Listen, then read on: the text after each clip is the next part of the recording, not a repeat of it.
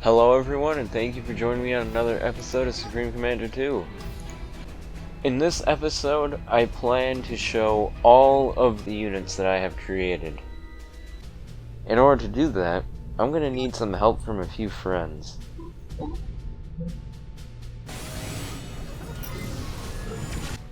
Hello Sapphire, how are you doing today? I'm doing pretty good, thank you. Well, there's one of my friends, let's get the other. Hey Sapphire, how you doing? I'm doing alright, how about you? I'm doing good too. Well, admittedly it's not many, but there they are. Let's start with the UEF faction. I have modded the UEF commander to build super fast and get me a lot of resources. So here are 3 new units that I have added built directly from an engineer or ACU. This one is the all-defense structure, as I call it. It has every defensive capability: point defense, tactical missiles, anti-air, anti-projectile, yes, you heard that right, anti-projectile, and anti-nuke, as well as a shield. Also repair arm. This unit is slightly similar in that it has anti-projectile, but that's the only thing that it has.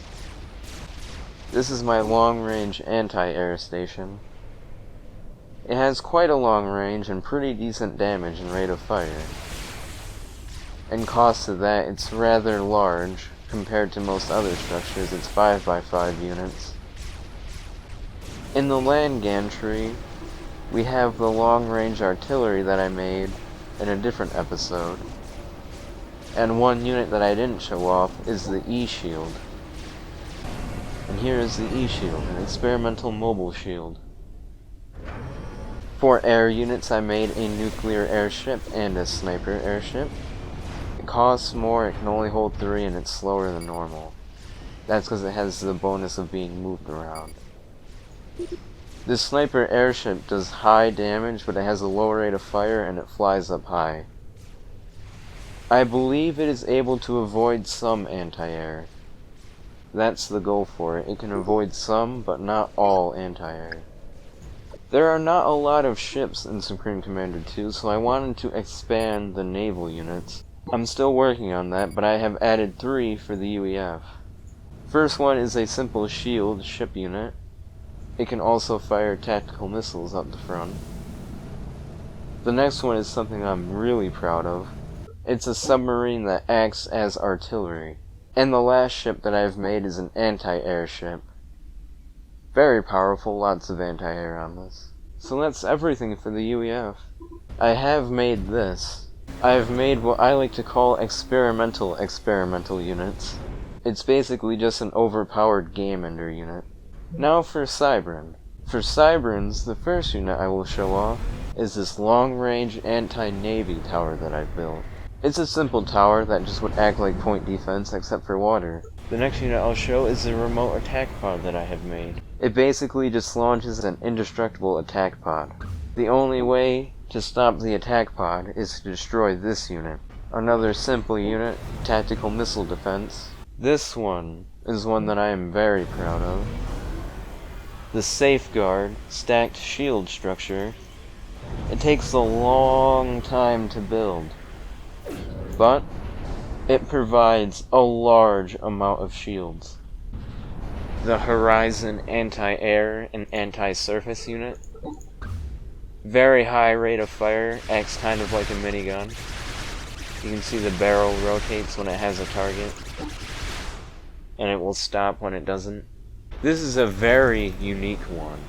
The Electropulse, an electrical stunning unit. Any units that are nearby this unit will be stunned. Pulsator beam unit. I have also made ship units for the Cybrans. So mostly similar units. Barrage, air artillery. I had to turn off the small movements it makes when floating, because that would mess with its aim horribly. This is one of my favorite units just because of the amount of work that I've put into it. Also, I don't know why this is here, but apparently it's there.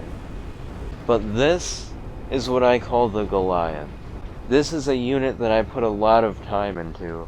And if you were to look at this unit, you would think that I made a completely custom model. That's because of how much work I put into it. I made sure that all of the textures were correct, something I usually don't do and is usually visible on other units.